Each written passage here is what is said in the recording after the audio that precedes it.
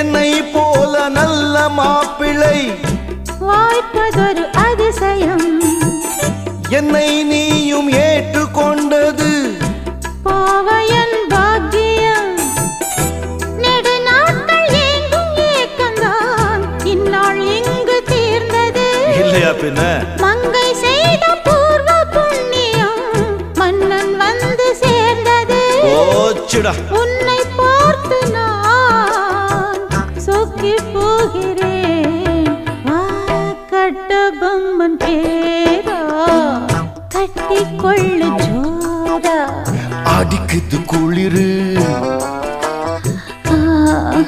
என்ன மடக்குது தளிரு.